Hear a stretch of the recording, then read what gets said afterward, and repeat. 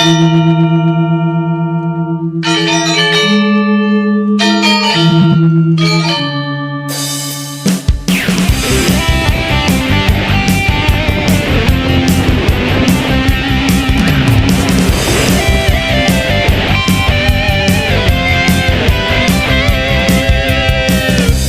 guru penggerak, salam untuk semua.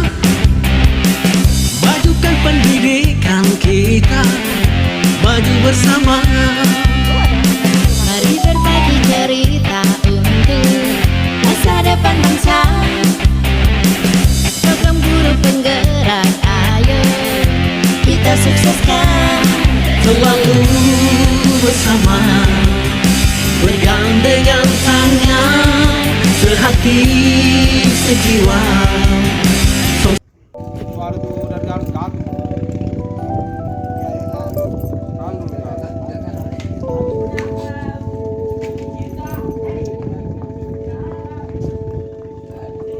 aku. Untukmu panutanku, ibu dan bapak guru, cinta dan kasih sayang, berbekal ilmu.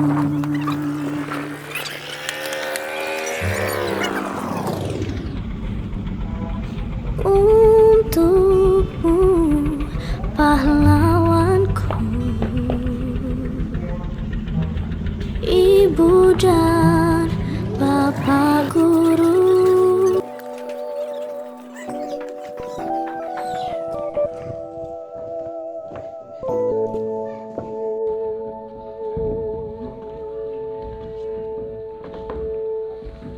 Untukmu panutanku, ibu dan bapak guru, SD SMP Negeri 1 Atap 19 Konawe Selatan. Optimalisasi komunitas belajar dan implementasi kurikulum merdeka dalam rangka pengembangan kompetensi guru. Acara yang pertama, pembukaan. Acara kedua, menyanyikan lagu Indonesia, tanah airku, tanah tumpah darahku. Di sanalah aku berdiri, jadi pandu hidupku. Indonesia, kebangsaanku, bangsa dan tanah airku. Marilah kita berseru, Indonesia bersatu. Hiduplah negeriku. Implementasi kurikulum merdeka, dan ini merupakan salah satu rangkaian penting. Ini sekolah ini sudah mandiri berapa Pak KS? Sudah mandiri apa? Sudah berubah? Iya. Dua-duanya SD dan SMP-nya. Oh iya, berarti kelas 1 4 dan kelas 7 sudah menerapkan IKM. Kemudian saya ingin tanya Bapak Ibu guru terkait dengan 3 kelas yang telah diterapkan sebagai pelaksana kurikulum merdeka. Apa yang berbeda dengan kelas lainnya? Mana Ibu yang mengajar di kelas 4? Ada? Ya. Bisa jelaskan saya Bu apa yang membedakan dengan proses KBM, kegiatan belajar mengajar, dengan ibu-ibu guru temannya yang ada di kelas 3 dengan di kelas 5? Apa yang berbeda?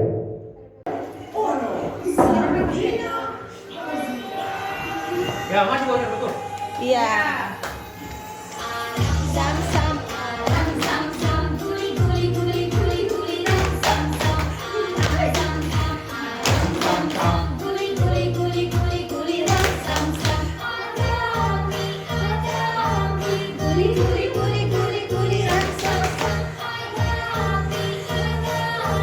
guli guli guli guli guli sam sam. Agak cepat.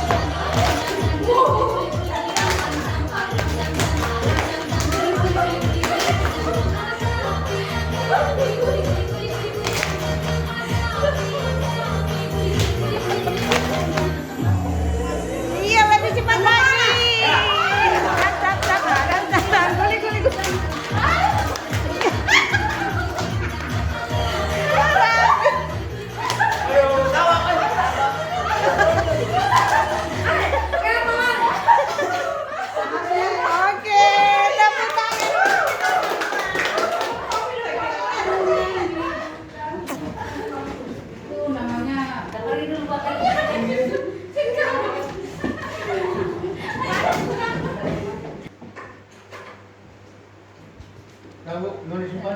Di situ di belakang.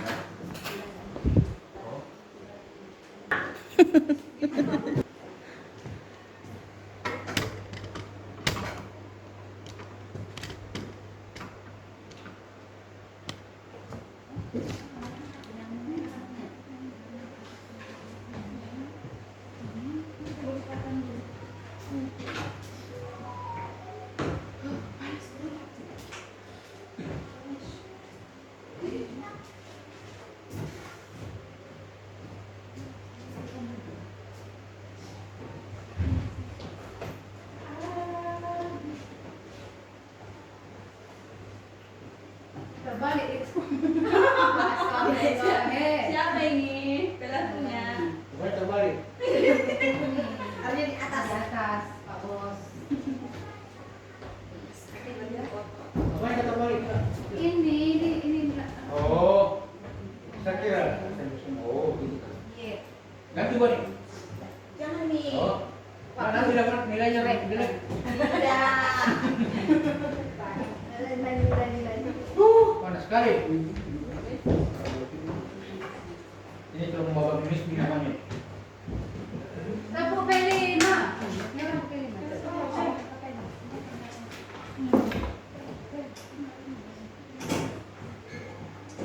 Oke, silakan.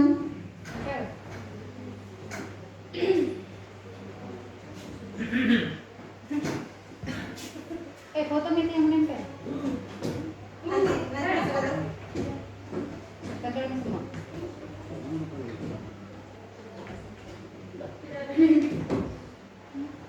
Ada merahnya.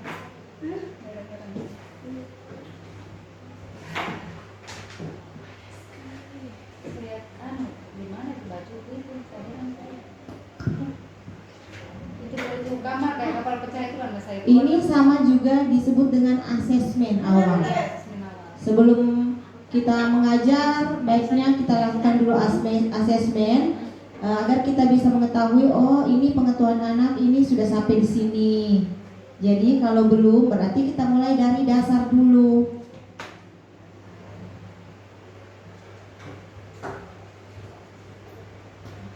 Terbalik pas.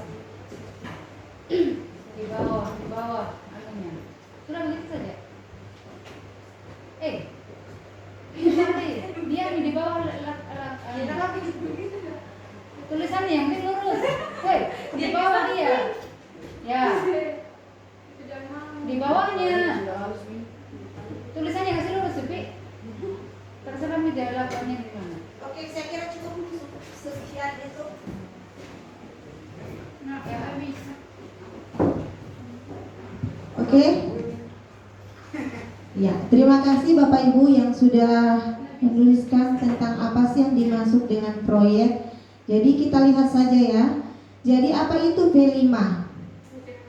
P5 itu kepanjangannya yaitu Proyek Penguatan Profil Pelajar Pancasila. Yang dimaksudnya adalah sebuah pendekatan pembelajaran melalui proyek. Nah, ini kata intinya adalah proyek. Dengan sasaran utama mencapai dimensi profil pelajar Pancasila. Jadi ada 6 yang Bapak Ibu harus ketahui dari profil pelajar Pancasila. Ada 6 dimensi. Itu. Jadi Bapak Ibu saya sudah lihat tadi sudah ada yang tahu yang kena, yaitu suatu proyek. Proyek apa yang kita akan bahas di sekolah Bapak Ibu. Jadi itu. Jadi apa proyeknya? Yaitu mengenai karakter-karakter, nilai karakter dari Pancasila. Jadi itu Bapak Ibu. Jadi peserta didik secara berkelompok akan belajar menelah tema-tema tertentu. Jadi mereka itu bukan mau kerjanya secara sendiri-sendiri. Jadi dia kerjanya secara kelompok. Jadi seperti yang sudah dibahas tadi sebelum kita istirahat. Jadi nanti ada temanya yang Bapak Ibu pilih. Kegiatan proyek apa yang sesuai dengan di lingkungan satuan pendidikan Bapak Ibu. Next, jadi dalam P5 itu mempunyai 4 prinsip. Yang pertama adalah holistik, yaitu memandang suatu secara utuh dan menyeluruh. Yang kedua adalah secara kontekstual, pembelajaran pada pengalaman nyata dihadapi dalam keseharian.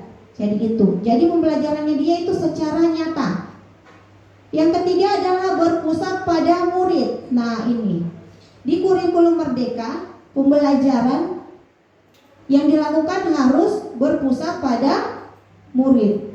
Mengapa dia dihadirkan P5? Karena ini adalah satu terobosan baru dari kurikulum Merdeka. Sebenarnya ini sama di K13 juga itu ada yang namanya PPK, dia penguatan karakter. Sama sebenarnya juga. Di P5 juga itu penguatan karakter dia. Kita akan fokus di penguatan karakter. Tetapi dia kalau P5 fokusnya pada nilai-nilai profil pelajar Pancasila itu. Yang berikutnya adalah secara eksploratif, berkaitan dengan semangat untuk membuka ruang yang lebar dan pengembangan diri. Nah ini sebenarnya tujuan pemerintah daerah, bagaimana peserta didik dapat mengembangkan keterampilan-keterampilan, karakter-karakter yang ada pada diri mereka. Jadi kita sebagai guru, seperti yang dikatakan perbedaannya K13 dan kurikulum Merdeka, yaitu guru hanya sebagai fasilitator. Jadi yang lebih aktif adalah peserta didiknya. Nah itu, Bapak Ibu, dalam P5 itu tadi sudah saya sampaikan bahwa ada 6 dimensi yang Bapak Ibu harus ketahui. Ini adalah kata kuncinya, 6 dimensi. Yang pertama adalah beriman, bertakwa kepada Tuhan Yang Maha Esa, dan berakhlak mulia. Ini adalah dimensi yang pertama, di mana pelajar Indonesia itu sesuai dengan ciri ini adalah mereka yang memahami tentang ajaran agama dan kepercayaannya, serta menerapkan pemahaman tersebut dalam kehidupan sehari-hari. Itu. Jadi dalam dimensi yang pertama ini ada 5 elemen. Jadi ada elemennya dia. Jadi berbeda-beda, ada beberapa elemennya. Dari ke-6 dimensi itu berbeda-beda elemennya dia. Yang pertama yaitu akhlak beragama. Di mana kita ketahui kalau menyangkut tentang akhlak beragama berarti dia menganut tentang kepercayaan beragama. Bagaimana anak-anak diajarkan untuk saling menghormati, saling menghargai tentang perbedaan agama. Terus yang kedua akhlak pribadi. Kalau akhlak pribadi berarti bagaimana kita mengajarkan tentang sopan santun kepada peserta didik. Karena sekarang ini sudah banyak peserta didik kita yang sudah jauh dari akhlak-akhlak yang demikian. Ketika mereka ketemu dengan gurunya, nah ini sekarang yang jadi booming ini. Sekarang anak-anak sekarang sudah tidak ada lagi yang kayak kalau ketemu guru, kita kalau ketemu guru yang di tempat-tempat bukan di sekolah, kita itu takutnya minta ampun. Bukan kita takut karena mau dipukul, karena kita hargai gurunya kita. Karena karena di sekolah penggantinya orang tuanya adalah guru. Sekarang tidak lagi seperti itu. Jadi ini tujuan pemerintah sebenarnya, tentang bagaimana kita meningkatkan karakter-karakter peserta didik kita. Kemudian akhlak kepada manusia, akhlak kepada alam, dan akhlak bernegara. Nah ini akhlak kepada alam sangat cocok sebenarnya di lingkungan sekolah Bapak Ibu. Bagaimana mereka dapat mencintai alam di sekitar kita ini. Karena sekarang banyak anak-anak kadang kayak habis makan buang sampahnya sembarang gitu. Pergi ke hutan menebang pohon sembarang yang dapat menyebabkan banjir itu. Dimensi yang kedua adalah berkebinekaan global, di mana pelajar Indonesia mempertahankan budaya luhur, nah lokalitas dan identitasnya, dan tetap berpikiran terbuka dalam berinteraksi dengan budaya lain, sehingga menumbuhkan rasa saling menghargai dan kemungkinan terbentuknya budaya baru yang positif tidak bertentangan dengan budaya luhur-luhur bangsa. Jadi bagaimana kita mengembangkan budaya-budaya yang ada di daerah kita masing-masing. Kalau di program guru penggerak itu ada dibahas tentang ini, budaya luhur ya Bu Cici.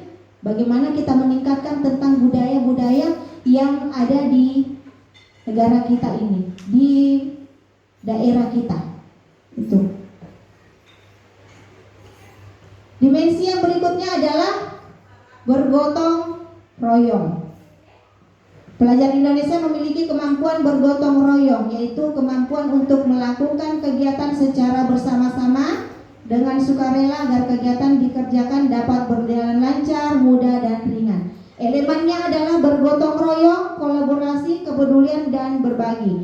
Jadi elemen ini nanti ketika kita membuat modul proyeknya, jadi P5 itu ada juga modulnya. Tidak hanya kayak kurikulum merdeka. Kurikulum merdeka kita mengajar, dia ada modulnya. Sebelum kita mengajar ada modulnya yang diganti dari kata K13 dinamakan dengan RPP. Sedangkan untuk di kurikulum merdeka diganti dengan modul ajar. Nah ini P5 juga dia ada namanya modul proyeknya. Jadi di situ akan muncul fasenya, fase apa itu, kemudian topiknya, topik apa yang akan diangkat, elemennya, elemen apa. Jadi sebentar nanti saya akan tunjukkan ada 7 topik yang akan Bapak Ibu pilih untuk di semester 2. Jadi setelah kegiatan ini Bapak Ibu dapat memilih tema apa yang Bapak Ibu akan muat di satuan pendidikan Bapak Ibu, satuan pendidikan Bapak Ibu yang sesuai dengan lingkungannya di sini, karena tentunya berbeda. Kalau yang di darat berbeda kan di sini. Kalau di darat kan kita tidak dapat seperti tadi Bu Cici dengan Pak Bas bilang mereka sudah ada merencanakan tentang kerang-kerang. Nah itu. Kalau di Makassar itu saya pernah berkunjung di Bulukumba, mereka itu memanfaatkan itu namanya kerang-kerang. Mereka buat menjadi suatu hiasan, kemudian hiasannya itu mereka tampilkan atau mereka jual. Dia jadi masuk ke wirausahaan. Jadi hasilnya itu, jadi kerang-kerangnya bagaimana mereka kreasikan itu menjadi bahan hias yang cantik. Jadi itu bisa nilai jual belinya lebih baik. Itu bagaimana memanfaatkan. Jadi untuk di satuan pendidikan Bapak Ibu di pesisir sini bisa memanfaatkan seperti itu daripada dibuang percuma. Jadi bagusnya kita manfaatkan seperti itu. Tetapi ada alur-alurnya ketika kita mau membuat proyek. Jadi kadang seperti banyak yang katakan itu P5 sama dengan prakarya. Beda. Kalau prakarya kan langsung dia. Kalau untuk di SMP biasa ada prakarya, dia langsung. Kalau untuk di proyek dia ada prosesnya, ada alurnya. Sebentar nanti kita masuk. Yang berikutnya adalah mandiri. Nah ini pelajar Indonesia merupakan pelajar yang mandiri, yaitu pelajar yang bertanggung jawab atas proses dan hasil belajarnya. Bagaimana menciptakan kepada anak tentang bagaimana dia dapat bertanggung jawab. Dalam kelas pun mereka akan diajarkan bagaimana bertanggung jawab tentang tugas-tugasnya. Ketika kita memberikan PR, bagaimana anak dapat mandiri atau dapat bertanggung jawab dalam mengerjakan tugas yang diberikan kepada gurunya. Itu. Yang berikutnya adalah bernalar kritis. Jadi elemennya bernalar kritis ya ini. Bagaimana memperoleh dan memproses informasi dan gagasan, menganalisis dan mengevaluasi penalaran. Yang ini. Karena terkadang kan kita sekarang kalau menerima informasi lain yang kita dapat, lain yang kita akan sampaikan. Itu bagaimana peserta didik dapat memperoleh atau memproses informasi gagasan itu, bagaimana dia menciptakan suatu hal yang baik, tidak menciptakan kayak miskonsepsi dengan yang lainnya, menimbulkan suatu perpecahan. Itu. Yang berikutnya adalah kreatif. Jadi bagaimana peserta guru menciptakan kepada peserta didiknya agar kreatif. Tetapi ini ada tanda tanya. Ketika kita menginginkan siswanya kita kreatif, tetapi gurunya tidak ada kreatifnya, bagaimana mau jadi? Jadi sebelum kita ajarkan kepada peserta didik, buatlah kita sebagai seorang guru agar sekreatif mungkin. Jadi kita bisa imbaskan kepada peserta didik. Nah, jadi untuk P5 dia itu, sebelum saya masuk saya bertanya dulu, untuk di P5 apakah dia masuk dalam pembelajaran intrakurikuler? Masuk? Masuk. Kalau ekstrakurikuler? Masuk atau tidak? Kalau P5-nya? Masuk atau tidak? Hanya jawab ya atau tidak? Tidak. Kalau kokurikuler, masuk atau tidak? Masuk atau tidak? Masuk. Oke, kita lihat ya Bapak Ibu. Ya, ini sama kemarin, banyak yang salah tentang P5. Jadi intrakurikuler, P5 itu tidak masuk di intrakurikuler. Intrakurikuler adalah semua pembelajaran mata pelajaran di ruang kelas dia. Kalau kokurikuler, nah ini P5 itu masuk di kokurikuler. Kalau di ekstrakurikuler dia pembelajaran minat dan bakat siswa itu. Jadi harus dibedakan. Intrakurikuler pelajaran di dalam kelas semuanya. Kemudian ekstrakurikuler tentang minat dan bakat peserta didik. Jadi P5 masuk di kokurikuler. Nah ini, proyek penguatan profil pelajar Pancasila merupakan pembelajaran kokurikuler yang terpisah dengan pembelajaran intrakurikuler. Nah, banyak yang salah ketika bilang, oh ini saya mau buat ini P5, dia masukkan di pembelajaran intrakurikulernya dia. Itu beda, dia pembelajaran terpisah. Ada jadwal-jadwalnya tertentu. Mau Bapak Ibu ambil dalam satu hari masukkan P5 boleh.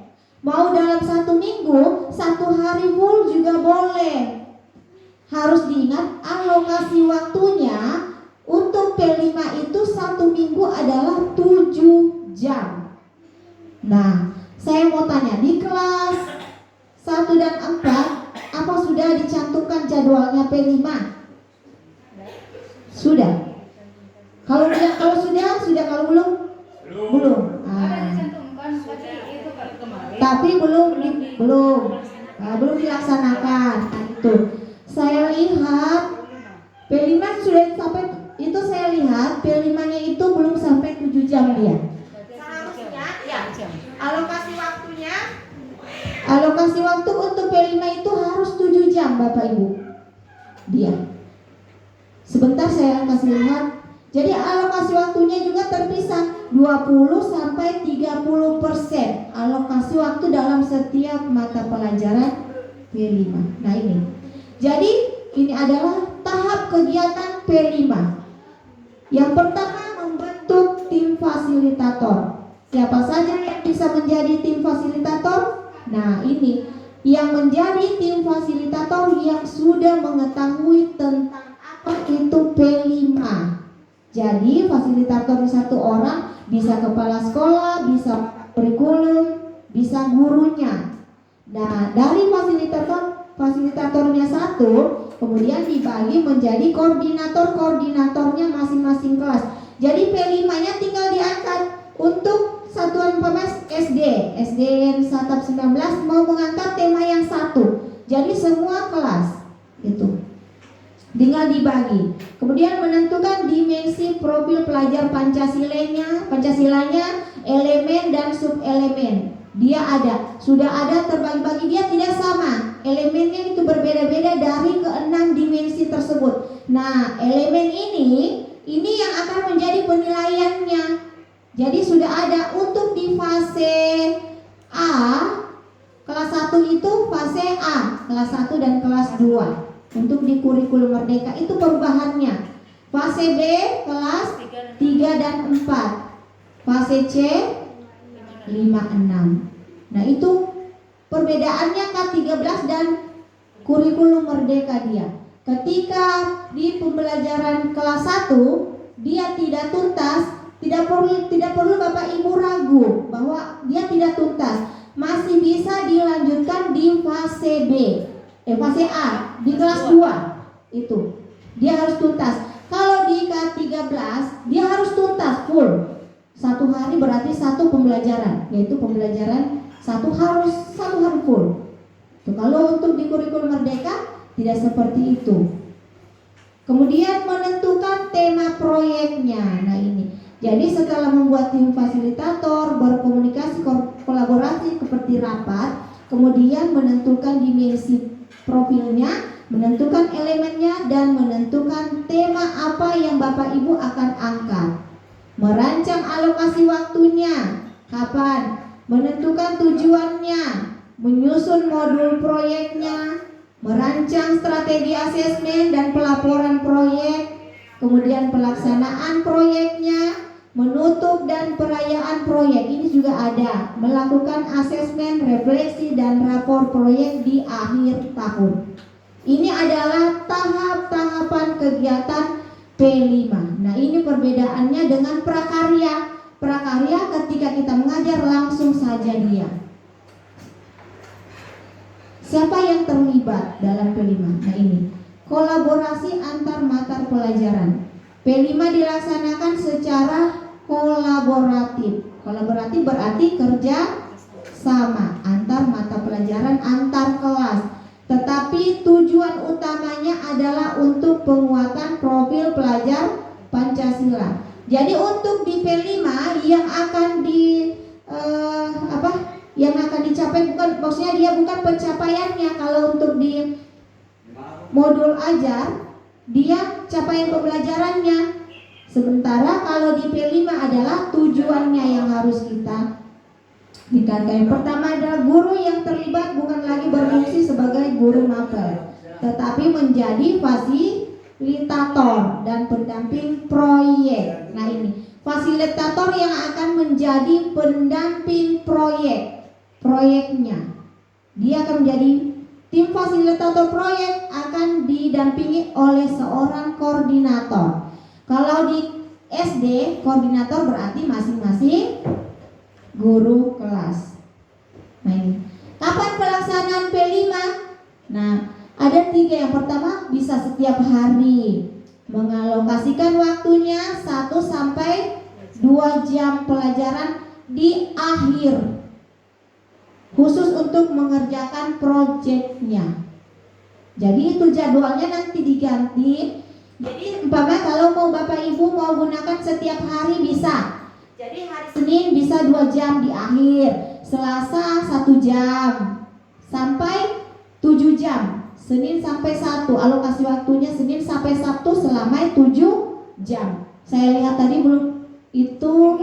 Iya, tinggal tambah 2. Kalau setiap minggu menentukan 1 hari saja.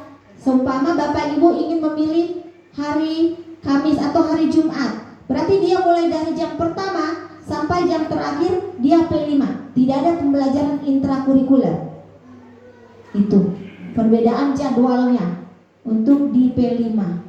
Ini untuk kelas 1 dan kelas 4. Kalau sekarang untuk tahun ini kita masih aman kelas 3 dan kelas 6. Tetapi kadang di sekolah-sekolah, jangankan mau di kelas, kan sekarang itu sudah yang kurikulum Merdeka itu kelas 1, kelas 2, kelas 4, kelas 5. Tetapi masih banyak. Jangankan mau kelas 2 dan kelas 5 yang mau korek itu kurikulum Merdeka, kelas 1 dan kelas 4 saja masih banyak yang tidak melakukan kurikulum Merdeka. Rapornya saja masih K13. Itu. Tetapi seperti tadi Pak Basri yang dia khawatirkan itu rapornya, tidak usah kita pusingkan dulu rapornya Pak. Kalau untuk di proyeknya, kalau ingin membuat dulu. Enaknya di kurikulum Merdeka, dia sekarang dia per bab, per mata pelajaran. Beda dengan di K13. K13 dia per tema. Berarti kita mengajarkan dalam satu tema itu dimuat 3 pelajaran. Sementara kalau di kurikulum Merdeka dia kembali per bab. Hanya ada tambahannya pelajarannya yang tadi IPA. IPA dan IPS kalau di K13 kan dia terpisah. Sementara kalau di kurikulum Merdeka dia digabung menjadi IPAS. Tetapi pada saat mengajar saya pernah saya buat soal pengalaman saya buat soal semester 1. Saya pegang kelas 4. Kemudian ada teman, karena dia masih bingung, dia bertanya, bisa bagi soalnya di kelasnya, saya kirimkan. Kemudian itu dia terpisah, dia tercampur. Kenapa ini begini soalnya? Saya bilang, oh berarti, saya langsung bilang, saya bisa tebak, berarti ibu ini tidak mengajarkan kurikulum Merdeka di kelasnya. Saya langsung tanya, ibu sudah mengajarkan kurikulum Merdeka di kelasnya? Dia bilang belum. Oh pantas, ibu bertanya seperti ini. Karena ketika kita mengajar pembelajaran IPAS, yang akan kita temui bab pertamanya yaitu pembelajaran IPA. Nanti di akhirnya itu baru dibahas pembelajaran IPS. Itu kalau untuk di kurikulum Merdeka. Dan tambahan satu yaitu ada bahasa Inggris. Nanti sebentar dibahas untuk di modul ajar. Jadi di kurikulum Merdeka. Jadi dia ada tambahan. Jadi sekarang sudah bagus yang bahasa Inggris. Yang dari SMP bisa mengajar di SD. Dia kalau tidak ada guru bahasa Inggrisnya, itu tambahannya. Yang itu. Kemudian setiap minggu sudah tadi pemadatan juga mengumpulkan dan memadatkan pelaksanaan tema dalam satu periode. Nah ini sudah ada jadwalnya. Ini jadwal pelajaran kelas 1 Bapak Ibu. Jadi ini pelajaran kelas 1. Jadi waktunya ini. Jadi dia terpisah. Jadi sudah diketahui bahwa itu intra dan untuk P5 tidak langsung dia. Jadi ini sudah ada. Di hari Senin jam terakhir kita ambil 2 jam pelajaran. Hari Selasa kita masukkan 1. Hari Rabu di jam terakhir juga kita selipkan 1. Di hari Kamis kita selipkan juga 1. Hari Jumat 1, hari Sabtu 1. Jadi dia hanya dalam 1 minggu yaitu 7 jam. Itu. Ini untuk jadwal pelajaran harian. Kalau kita mau kasih masuk untuk harian. Nah, kalau untuk jadwal mingguan seperti ini dia full. Untuk kita mau ambil full hari Kamis. Mulai dari jam pertama sampai jam terakhir kita ajarkan P5. Itu. Sudah paham Bapak Ibu? Jadi tinggal Bapak Ibu tentukan jadwalnya, buat jadwalnya. Ini untuk kelas 1. Nanti kelas 4 Bapak Ibu menyesuaikan juga seperti ini. Nah ini. Berapa kali dia P5? Dalam 1 tahun ajaran, peserta didik mengikuti proyek penguatan profil pelajar Pancasila yang dilakukan. Ini sudah ada ketentuan jumlah temanya. Tidak usah Bapak Ibu mau mengangkat. Jadi itu kadang saya lihat temanya ini proyeknya dalam 1 semester banyak sekali dia. Sebenarnya itu bukan proyek namanya. Dia kayak prakarya dia itu. Karena sudah ada ketentuannya sebenarnya. PAUD-nya itu 1 sampai 2 proyek saja yang berbeda temanya. Untuk SD 2 sampai 3 proyek. Jadi ini. SMP juga 3 sampai 4, SMA 3 sampai 4. Ini. Nah, ini temanya Bapak Ibu. Untuk temanya P5. Jadi ini berbeda proyeknya. Untuk tema P5-nya, untuk di PAUD juga itu berbeda. SD, SMP, SMA, SMK itu sama dengan SD, tetapi ada yang tidak bisa masuk di SD. Nah ini. Yang pertama gaya hidup berkelanjutan temanya. Yang kedua kearifan lokal. Ketiga Bhinneka Tunggal Ika. Keempat bangunlah jiwa dan raganya. Kelima suara demokrasi. Ini yang ini saya maksud. Dia maksud SMP dan SMA. Karena kalau suara demokrasi dia itu contohnya yaitu pemilihan ketua OSIS. Ya, karena kita di SD kan tidak ada ketua OSIS, belum ada ya Bapak Ibu. Dia hanya di SMP dan SMA. Rekayasa teknologi kewirausahaan. Nah, kita bahas satu persatu. Contoh penerapan P5. Ini. Gaya hidup berkelanjutan. Jadi ini contoh-contoh kegiatannya, Bapak Ibu bisa melihat yang mana yang Bapak Ibu ingin buat. Membuat sistem pembuangan dan pemilihan sampah. Yang tadi saya sudah dengar Bu Cici dengan guru-guru yang lain bagaimana mengolah sampah dengan baik.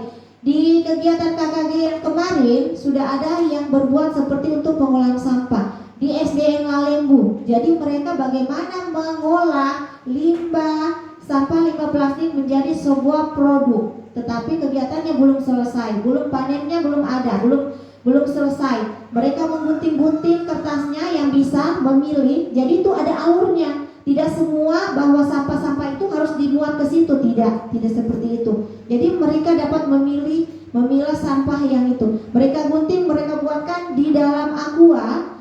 Mereka itu produk hasilnya akan membuat tempat duduk, kursi. Tetapi belum masih proses itu kemarin. Kemudian yang kedua, kemarin salah satu contoh untuk di sekolah saya itu dua buat, yaitu tentang makanan sehat, restoran sehat dia. Kemudian tentang pemilihan sampah, yaitu kami itu buat dari sampahnya seperti kayak tali rapiah kami gunakan itu. Ini. Kemudian yang ini taman kreasi siswa. Ini seperti tadi, yang Ibu Cici inginkan yang itu membuat taman. Ini bisa juga Bapak Ibu mau buatkan dalam 1 tahun bisa 2-3 proyek. Jadi nanti tinggal Bapak Ibu koordinasikan dengan kepala sekolah. Jadi itu membuat tim fasilitator seperti siapa yang akan jadi fasilitator dalam proyek tersebut. Jadi tinggal dipilih koordinatornya. Temanya apa yang akan diangkat. Tinggal Bapak Ibu pilih mau yang gaya hidup berkelanjutan, mau kearifan lokal, yang Bhinneka Tunggal Ika. Jadi sudah ada contoh-contohnya ini. Jadi kearifan lokal juga itu membuat sistem pembuangan dan ini sama. Kalau gaya hidup berkelanjutan dengan kearifan lokal sama. Kemudian Bhinneka Tunggal Ika ini membuat buku kumpulan doa dan puisi bertema syukur. Ini kan sekarang anak-anak sudah pandai dia. Jadi kita buatkan seperti mereka membuat kayak puisi buatannya, jadi diolah sedemikian rupa menjadi sebuah buku. Jadi itu bisa dijadikan diterbitkan. Nah, kalau memang jadi setiap anak, kan anak-anak sekarang sudah pintar merangkai kata-kata, membuat puisi. Jadi tinggal Bapak Ibu pilih saja tema apa yang akan dibuat. Tetapi memang terkadang kalau kita baru awam untuk P5 kadang kita bingung. Saya mau buat apa ini untuk proyeknya ini. Tetapi ketika kita sudah laksanakan, itu anak-anak senang dia. Anak-anak sekarang lebih dominan dengan kegiatan praktek. Mereka lebih senang. Kita arahkan saja. Saya kasih contoh satu. Saya di kelas di SD 6, sebenarnya untuk saya kan mengajar di tahun 2022 itu saya mengajar kelas 4. Tetapi di 2023 saya dikembalikan di kelas 6 karena memang tidak ada yang mau pegang kelas 6. Tetapi saya tetap menerapkan pembelajaran kurikulum merdeka. Saya menyuruh membuat baju dari tali rapiah. Tinggal saya mengarahkan kegiatan-kegiatannya, memberikan suatu contoh. Nah itu anak-anak sudah tahu Bapak Ibu. Jadi anak-anak pengetahuannya itu karena adanya teknologi media, mereka itu sudah paham, lebih paham. Tinggal kita mengarahkan. Enak sekali sekarang kita jadi guru. Kalau itu di kurikulum merdeka kita tinggal arahkan begini, mereka itu sudah paham. Jadi mereka itu lebih senang belajar sambil bermain. Itu merupakan suatu KHD dia. Diajar Dewantara itu belajar sambil bermain. Tidak semestinya kita ajarkan anak-anak harus belajar terus di dalam kelas. Sesekali kita bawa di luar. Nah ini. Yang berikutnya adalah tentang bangun jiwa dan raganya. Ini temanya. Contohnya ini sudah ada 4. Mencatat perasaan dan tingkat kesehatan harian dengan jurnal bergambar. Lalu memulai satu kebiasaan baik berdasarkan refleksinya. Yang ini yang berikutnya adalah restoran sehat. Nah ini untuk di kelas 4 kami mengangkat ini restoran sehat. Sebentar saya kasih lihat modul proyeknya tentang restoran sehat. Jadi kegiatan restoran sehat ini kami ambil selama 4 bulan. Jadi ada alurnya. Minggu pertama kita apa yang kita lakukan, minggu kedua apa, minggu ketiga kegiatannya apa, sampai 4 bulan, sampai panen rayanya, sampai produknya. Jadi dalam P5 itu penilaiannya seperti saya jelaskan tadi, penilaian bukan produknya yang dilihat dari kecantikan atau hasilnya produk, tetapi prosesnya. Ketika kita membagi kelompok, kemudian kelompok yang satunya hasilnya itu sangat baik, dan kelompok yang dua tetapi sangat baik, tetapi kegiatan pengerjaannya mereka kerja sendiri-sendiri. Sementara di kelompok lain dia hasilnya kurang baik, tetapi mereka pengerjaannya secara kelompok. Nah, antara kedua itu yang nilainya yang lebih tinggi yang akan dinilai yaitu kelompok berapa? Kelompok 2. Karena prosesnya, elemennya dia bekerja sama, kolaboratifnya ada dibandingkan dengan kerja secara mandiri. Karena bukan yang itu. P5 itu bagaimana menciptakan kolaboratif kerjasamanya, bagaimana peserta didik dapat bekerja sama dalam menyelesaikan sebuah proyek. Itu prosesnya, produknya. Nah ini yang berikutnya adalah eksplorasi isu bullying, perundungan. Nah ini juga yang lagi booming-boomingnya ini bullying, yang sekarang lagi di kegiatan workshopnya Dinas Perlindungan Anak ya, itu yang selalu berkunjung ke SMP dia tentang bullying, pemalakan ini, karena ini banyak kejadian. Jangankan di SD saja sudah ada yang namanya ini pemalakan, main pajak-pajak. Karena kalau kita biarkan yang demikian, otomatis dia naik ke jenjang SMP akan lebih parah. Nah ini bagaimana caranya, bagaimana kita mau menciptakan ini, membuat proyek tentang bullying? Banyak caranya, tinggal Bapak Ibu cari alur-alurnya saja. Nah, yang ini berikutnya adalah kewirausahaan ya, tadi seperti tadi. Kalau Bapak Ibu ingin mengangkat tema-tema berkelanjutan yang tadi mengolah sampah dari kerang-kerang, membuat suatu produk atau yang baik. Nah ini kita bisa lanjut ke wirausahaan, jadi 2. Kita ambil 2 dimensinya dia, di 2 temanya, tetapi dibuatkan modul proyeknya itu berbeda. 2 modul proyeknya. Jadi hasilnya bisa dijual belikan itu. Nah ini alur perencanaan P5. Yang pertama membentuk tim fasilitator seperti tadi yang saya jelaskan. Yang kedua mengidentifikasi tingkat kesiapan satuan pendidikan.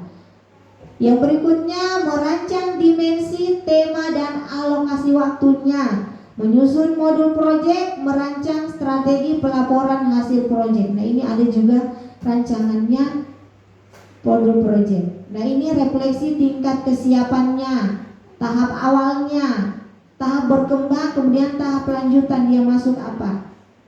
Ini penentuan tema juga sudah ditentukan. Untuk di tahap awal, tema pilihannya itu satuan pendidikan menentukan tema sesuai dengan ketentuan jumlah tema dan tiap jenjang. Kalau untuk di tahap berkembang ini dan di tahap lanjutan. Nah ini tips memilih tema. Jadi kita memilih tema juga itu jangan asal memilih tema, ada tips-tipsnya Bapak Ibu. Dilihat dari itu kesiapannya, tahap kesiapan dari satuan pendidikan. Tentunya berbeda-beda. Kalau di pesisir seperti ini pastinya akan berbeda dengan di darat. Kemudian kita tentukan kalender belajarnya, nah, isu hangatnya. Jadi di setiap tahun ajaran temanya dapat dilakukan secara berulang. Jadi tidak semestinya bahwa Bapak Ibu lakukan temanya tentang berkelanjutan, hidup berkelanjutan, membuat tadi produk itu dari keran-keran, bisa diulang lagi. Ini alokasinya Bapak Ibu sudah paham tadi. Nah ini contohnya pemetaan dimensi, tema, dan alokasi waktu. Untuk di proyek profil 1 dimensinya Bapak Ibu mau mengangkat tentang berkebinekaan global dan bergotong royong, karena tema kearifan lokal dia dimensinya masuk dari 2 ini, dari 6 dimensi. Yang dimensi kan ada 6. Kemudian temanya tinggal Bapak Ibu lihat. Temanya kalau mau mengambil tentang kearifan lokal berarti dimensinya tentang ini, berkebinekaan global dan bergotong royong. Kalau Bapak Ibu mau mengangkat tema Bhinneka Tunggal Ika, kemudian dia masuk dimensi mana? Dia masuk dimensi dengan 3 ini, berkebinekaan global, bergotong royong, bernalar kritis.